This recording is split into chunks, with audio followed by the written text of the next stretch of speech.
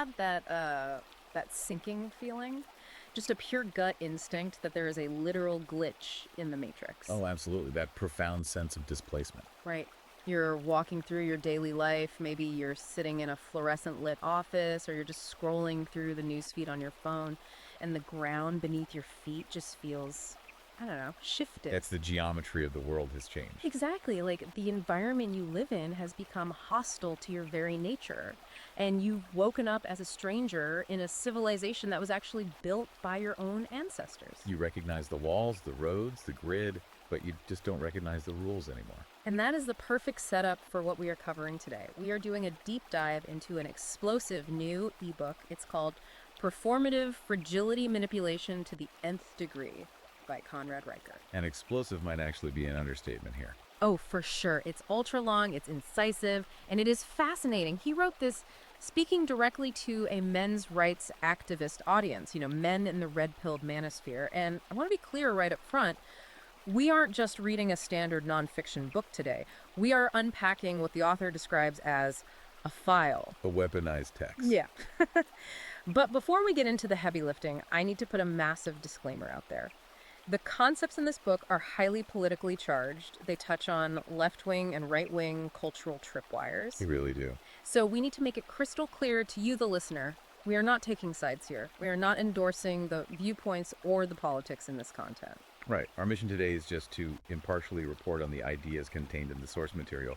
We're just conveying the author's arguments. Exactly. We are just the messengers trying to understand the history of our institutions before they were, as Riker argues, captured by feminists and Marxists. We're looking at his blueprint for a Western Renaissance. It's a heavy, dense text. But our job is to strip away the noise and get you right to the signal.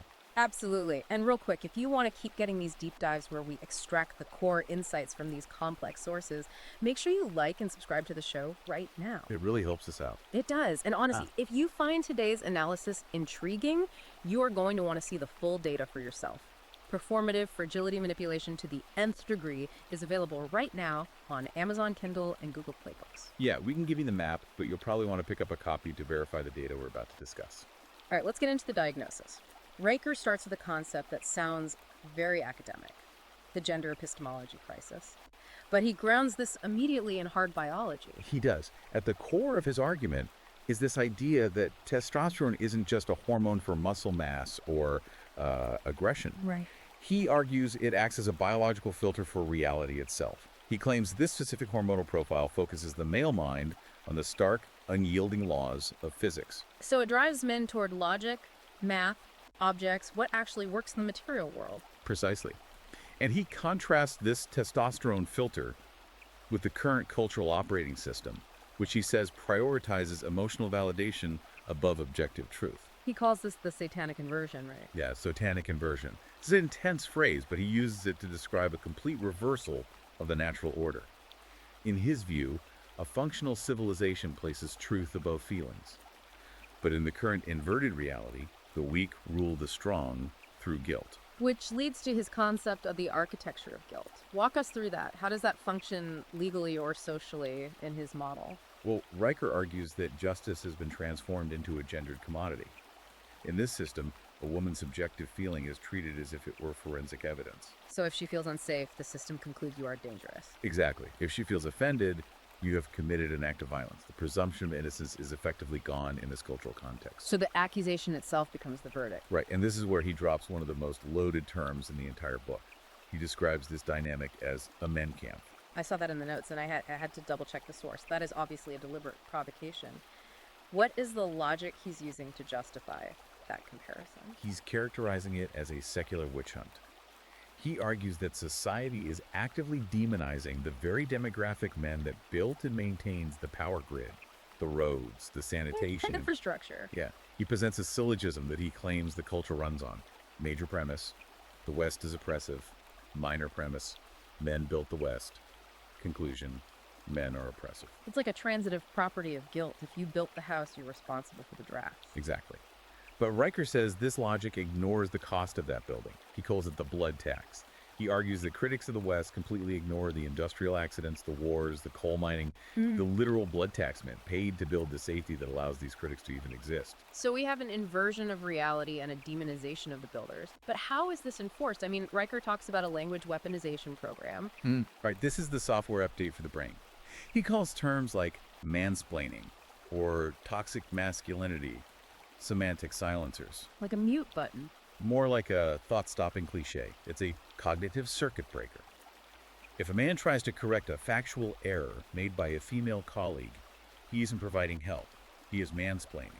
If he speaks with authority, he is dominating this space. Right. Riker argues these terms are designed to prevent men from speaking truth to power by wrapping incompetence in a shield of victimhood.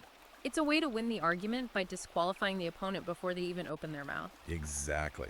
But the big question the board raised to answer is how? How would this happen?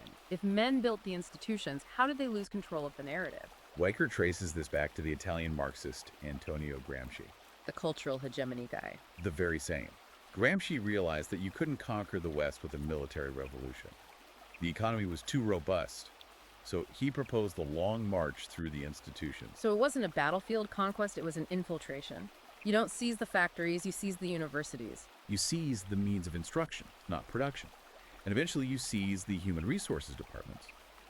Riker notes a shift here from class struggle to identity warfare. So the proletariat was replaced by marginalized groups, and the bourgeoisie was replaced by the white male. Exactly. And HR becomes the enforcement arm. Riker calls HR the immune system of an institution. Okay, break that down. In a healthy organism, the immune system targets viruses, people who don't work, people who steal. But Riker argues that once HR is captured, the immune system is hijacked. It starts identifying competent meritocrats as the virus to be purged. Because they care more about the result than the feeling. Precisely. And they're replaced by what he calls ideological commissars, people whose job isn't to produce value, but to enforce dogma. And the result is what he calls a zombie institution. Right. It looks like a university on the outside, but inside it functions like a re-education camp. He uses some stark data regarding universities to back this up. He cites a 30% drop in history majors, concurrent with a massive rise in grievance studies. Yeah, he argues that young men are fleeing these institutions not because they're lazy, but because they intuitively know the environment is hostile. They aren't going to pay tuition to be told they are the source of all evil. There was another concept in this section that I found really cynical but fascinating, the glass cliff. How does he explain that? It is deeply cynical. Probably. Riker argues that in the corporate world, women are often placed in leadership roles only when the ship is already sinking. So they're handed the wheel when the engine is already on fire. Right. He describes it as a four-dimensional chess game of blame. If the company collapses, the board can say, well, we tried diversity, but the market was too chaotic. Or they frame the woman as a martyr of circumstance. But if she creates a miracle, she's a hero. Exactly. Riker argues it's a setup disguised as empowerment. It lets the original leadership exit with their golden parachutes while someone else takes the impact. Wow. Let's shift gears to the economic side. This is the part that hits home for a lot of listeners. He has a section called the economic parasitism model. This is one of the hardest hitting chapters. Riker breaks down the blood tax into actual financial terms. He cites tax data suggesting that men contribute roughly 70 to 80% of total income taxes collected. That is a staggering number if that data holds up. It is, but the flip side is the consumption. He states that men consume significantly less in state services, healthcare, and welfare. So you have a situation where one group is paying the bill and another group is eating the meal.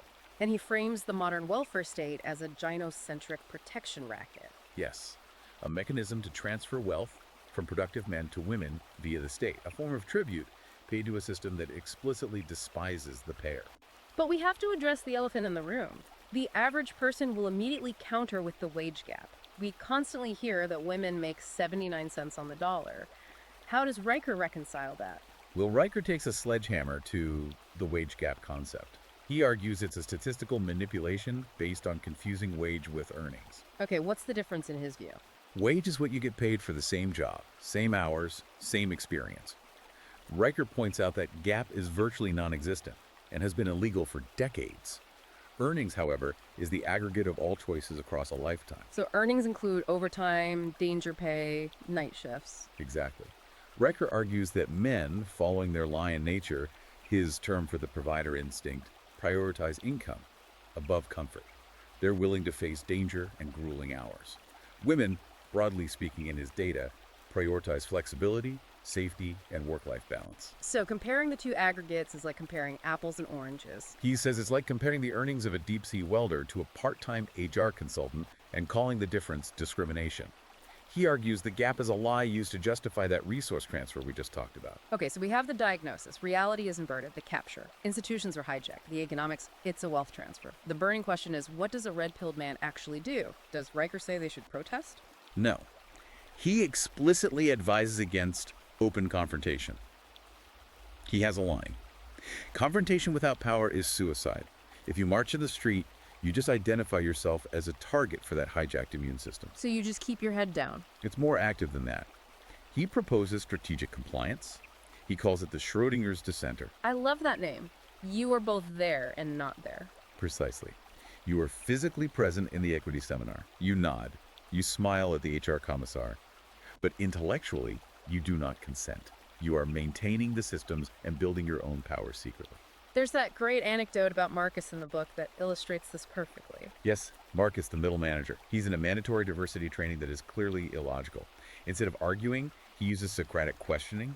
He asks clarifying questions that sound supportive but actually short-circuit the facilitator's logic. Like, help me understand how this policy aligns with our core value of meritocracy. Exactly. Or, I want to make sure I implement this correctly, are we saying that identity supersedes output?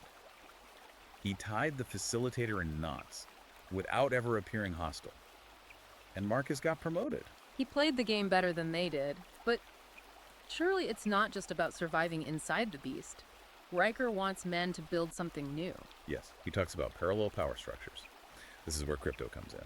Riker is very bullish on Bitcoin and decentralized finance as a political necessity. Because, as he puts it, the code is blind to gender. Right. Money in a bank is a ledger of control. It can be frozen by captured institutions. He argues men must move wealth to where it cannot be touched by the feminist regulatory state. He also mentions the digital bastion protocol. That's about communication, using signal VPNs, building fraternities of the mind away from prying eyes. It sounds almost like forming a resistance network. And on an individual level, he prescribes stoicism and the mirror technique. How does that work? It's a defense against those semantic silencers. If someone accuses you of toxic masculinity, you don't get defensive. You hold up a mirror. You demand an empirical definition. You force them to switch from emotion to logic. And usually they can't. By demanding logic, you expose the lack of it. And by refusing to get upset, you deny them the emotional reaction they crave. That's the stoic shield. So, looking at the big picture, what is the end game? Riker talks about a Western Renaissance. What does that look like? It's a vision of a new Jerusalem of the manosphere, a society that returns to logos, logic, competence, and biological reality. He believes the current system is unsustainable because it denies gravity. The bridge built on feelings falls down. The bridge built on math stays up. Exactly. And he thinks technology is going to force this correction. He brings up the singularity. He suggests that AI might be the ultimate meritocratic correction. Because AI doesn't have feelings. An algorithm doesn't care about your intersectionality score. It only cares about input and output. Riker predicts that as AI takes over, the diversity hires who add no value will be the first deleted by the code. It's a return to ruthless efficiency. That is a provocative thought. The machines saving meritocracy because they literally cannot compute anything else. It perfectly aligns with his infrastructure ultimatum. Leave us with that. What is the ultimatum? Riker posits that the entire gynocentric Tower of Babel rests on the shoulders of men who keep the lights on and the water running. His ultimatum is simple. If men simply withdrew their support, stopped apologizing, stopped working for systems that hate them, the system would collapse overnight. The choice between being the house cat and the lion. The house cat gets fed, but is neutered and owned. The lion has to hunt, but he is free. Powerful stuff. And I want to leave you, the listener, with a final thought to mull over on your own. If this infrastructure ultimatum were actually triggered, and these builders completely withdrew into their own parallel digital and economic ecosystems, would society just collapse? Or would we literally see a bifurcation into two entirely separate human civilizations living side by side but completely invisible to each other? That is a fascinating question to explore. It really is.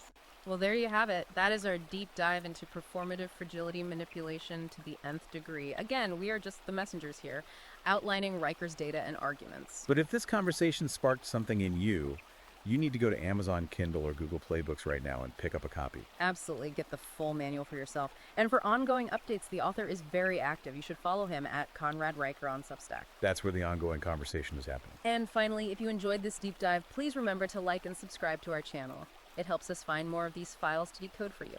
Until next time, stay curious. See you next time.